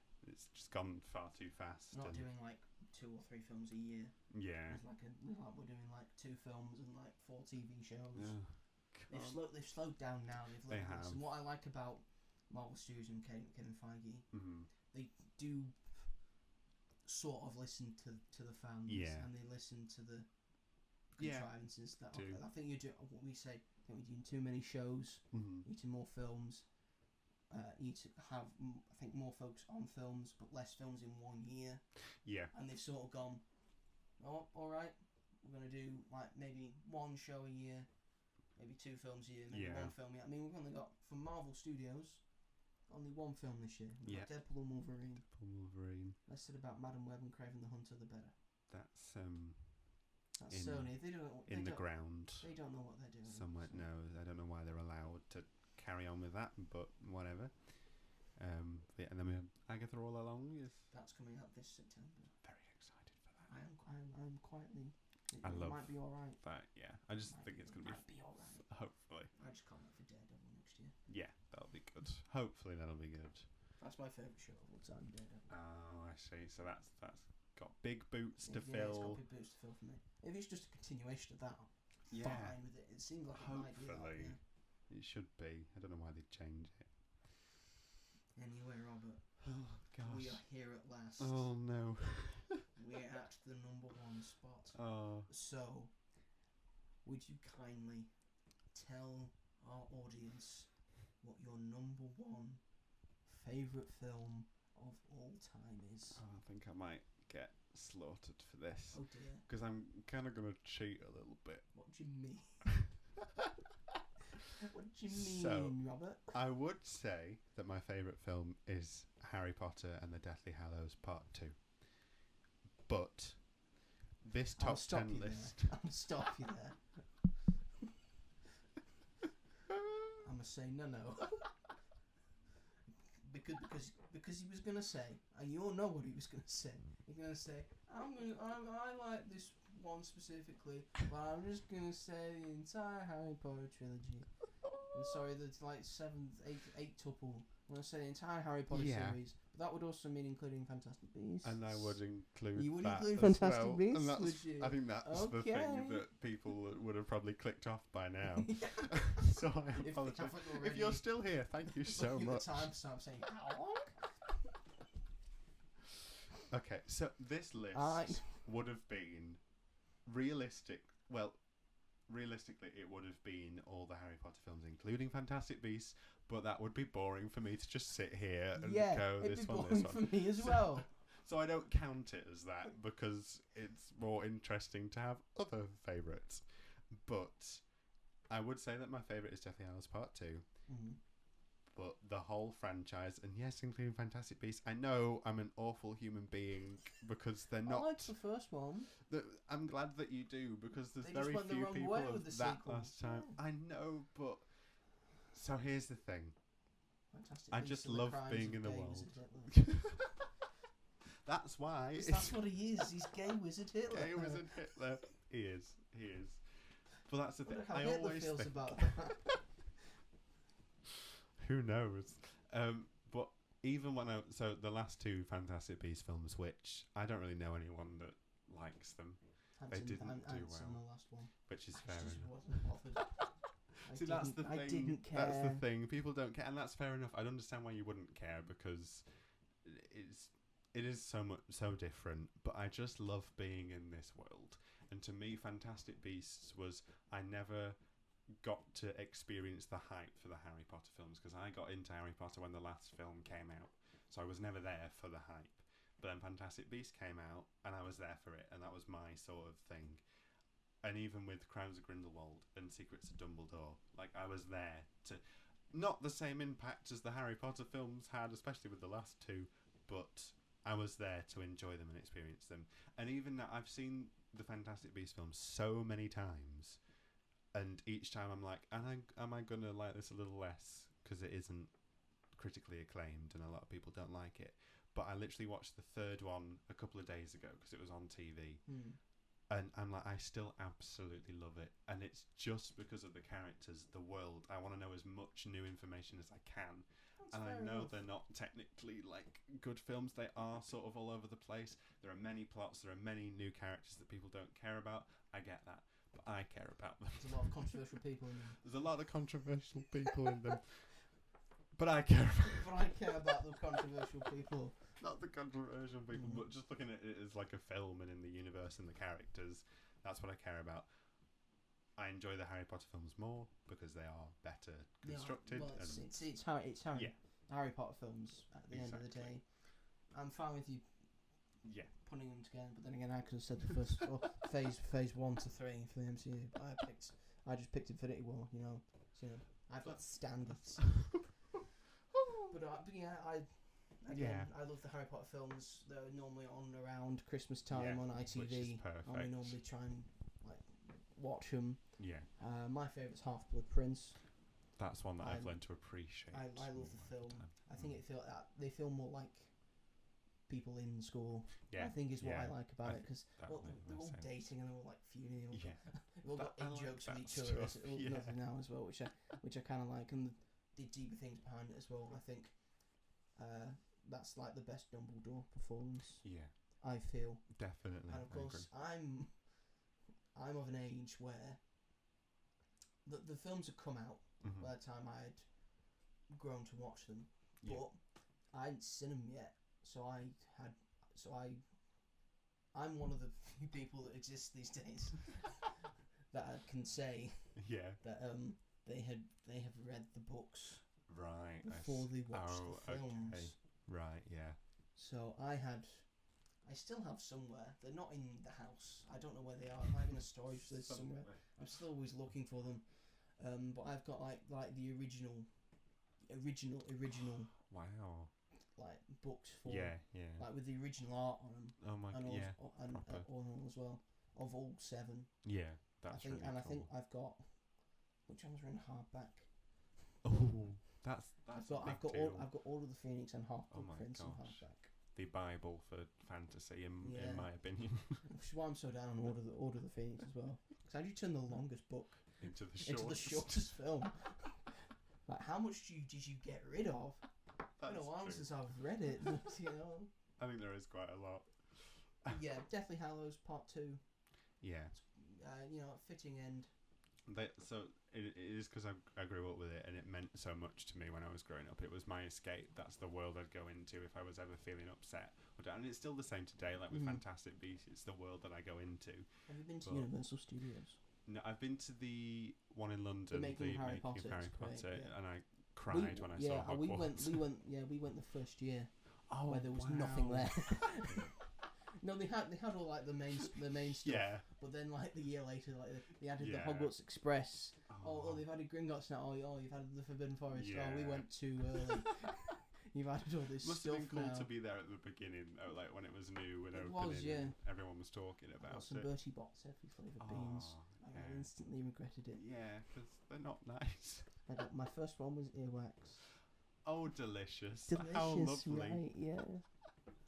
But yeah, definitely I was part 2 because it is the one that like affected me the most. I don't think I've ever like cried as much in a film than I did then. And just Snape is my favourite character in the films because he is a lot nicer than he is in the books. But I think he's so well done because he isn't good or evil. He is a person that has made mistakes in his life and has been bad and is trying to make up for that. Trying to make amends. Yeah. And Alan Rickman as well. But just missing every day. Yeah.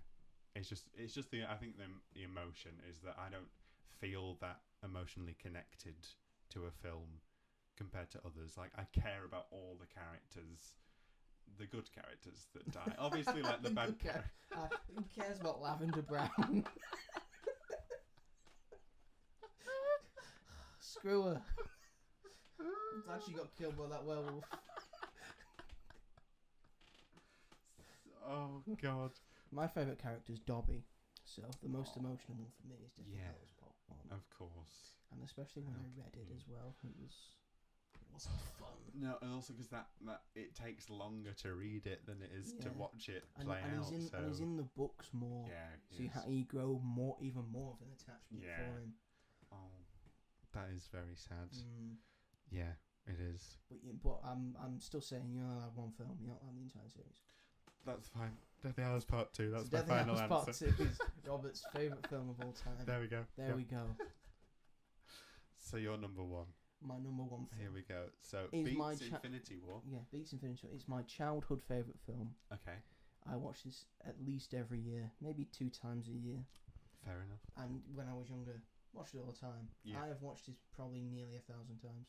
Probably. I'm guessing. I've watched it a lot. Around the 1,000 mark. I've watched it a lot. It's Pirates of the Caribbean, The Curse of the Black Pearl. Oh, brilliant. So Pirates of the Caribbean 1. Came out in 2003. I absolutely bloody adore this film. I don't. There's probably stuff wrong with it. I don't see anything wrong with it at all. Yeah. The CGI's impeccable.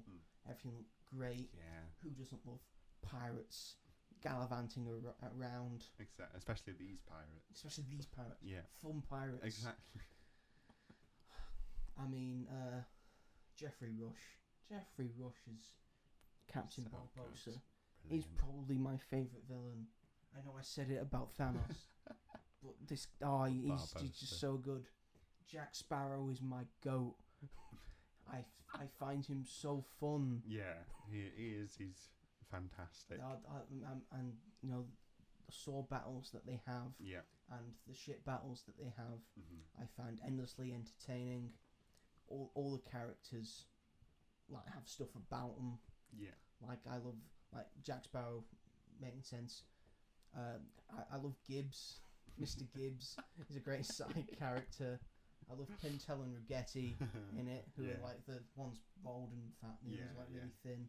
That's Pintel and Rigetti. People who don't know their names, and you know, William Turner, Orlando Bloom, Elizabeth Swann, Keira Knightley, who are the main characters. Yeah, yeah. That is why this one works. Yeah. More than any of the others. Because they didn't realise that the story that they had made, William and Elizabeth are the main characters. Yeah. And then they started, rightly so, they started focusing on Jack Sparrow. Yeah, because they knew that was the most fun bit. Yeah. But I think that's also why the second one and the third one also sort of work. Yeah, yeah, yeah. Because it's still a sort of focus on those two characters and their love together and trying to get married and all that. But again, it gets very Jack Sparrow heavy. Yeah. As it keeps going. But this one still holds up. You can watch this today, and it still holds up. Yeah. I just absolutely adore. There's not much more I can say about it. Like you know when they're all skeletons and all underneath the water and they go under the boat and they come out and they're all skeletons. It's great, isn't it? It's so impressive, like you were saying about how great it looks. And it's 2003 as well. Like 21 years ago. Yeah. And it looks that good. And then there are films nowadays with all this new technology that don't look as good. And yeah. I think it proves the point of if you don't rush something, it will look great eventually. Yeah. Because I mean, Dead Man's Chest wasn't rushed. No. And that's why Davy Jones looks as good as he does. He does. Brilliant. And that's why Curse of Black Pearl still looks great and looks timeless. And I think it also proves that the use of practical effects and visual effects Yeah. when they work together Yeah. and not just separate from each other. You're not just using CGI, you're not just using practical effects. When they work together in synergy, it makes magic, and it makes timeless magic as well. Definitely. I feel this is one of Disney's best films. Yeah. Because it's Disney at the end of the day, and it's based on an amusement park ride. That's I will insane, say, isn't it? I will say, all the other ones that they've tried to make beforehand and after this, based on their amusement parks rides, are not good. This is lightning in a bottle. Yeah. To a T. Yeah. Definitely. And it's my favourite Disney film. That's a very good pick. Because it How counts. would you rank the franchise? I'd rank the franchise. It's basically the opposite of how it came out. Right. Okay. Because Yeah. Pirates, it's a beautiful thing, the Pirates of the Caribbean franchise. It gets progressively worse as it goes. I think I'd agree with It that. goes 1 to 2 to 3 to 4 to 5. 5 just falls off. What even is 5? It's for us it's called Salazar's Revenge. Which is really weird. Yeah. Well, I don't Because- like Dead Men because- Tell No yeah, because- Tales. But that's a better title though. It is, but then it's like It's Dead Man's longer. Chest. So it's just like Dead Man's Chest, but Dead Men Tell No Tales. Yeah, they had run out of ideas. Is what I will say. What's the I'm fourth not one? defending Stranger the fifth one. Tides. No. On Stranger Tide is the fourth one. Yeah. It's Curse of the Black Pearl, Dead Man's Chest, At World's End, Mm. On Stranger Tides, Dead Man Tell No Tales / Salazar's Revenge. I think, yeah. There's rumours of making a new one with Ayo Edebiri That could from The Bear. work. It could. We don't know. I think it's run its course. It's Yeah, but that's the it's thing, set like- its sail. It's off now. No one really liked the fourth one. But then they were like, oh, we'll make a fifth one. Because the fourth one made a lot of money. I think the fourth one made $1 billion. Made $1 billion, yeah. So, yeah. And then the fifth one just Like the second one made $1 billion and the third one made $1 billion. So then it carried on the course. Then you kind of have to keep going with it. Yeah. And then the fifth one, and no one liked it or really showed up much. Yeah. And the thing about the first one is they didn't know they were going to get a second one No, or a third one. Just a And so it has a nice ending. He gets his shit back, Yeah. which was the point of the film. Yeah. One of the points of the film. They're in love. Jack gets his shit back. Yeah. It ends. But Dead Man's Chest, it leads straight on to At World's End. Yeah. At World's End sort of leads straight on to the fourth one. Yeah. And the fourth one kind of leads into the fifth one. Then the fifth And the one. fifth one goes out with a whimper. Does it? The fifth one ends. Yeah. He does get his... Because, like the first one, he does get his shit Shit. back. Just going round in circles. Well, the fifth one's not a good film. Doesn't the fifth one end like Elizabeth and William are in bed, and then who is it that turns up? Is it Davy Jones? What? Like this is it not No. like an end credit scene? Is there an end credit scene? If there is, I've never seen it. I think they're like in bed, and then it's like I think it might be Davy Jones or Barbossa. One of the I can't remember which one, but I'll have to show you in a minute. But Yeah, sure. Because I'm very certain it doesn't have one. maybe I might have made that up. I don't know what you're on about. Maybe that's what I wanted to happen. Will and Elizabeth in bed. Then Barbossa shows up. Yarr. Oh, What's God. happening here? Oh no. And on that note, Oh, that terrible disappointment.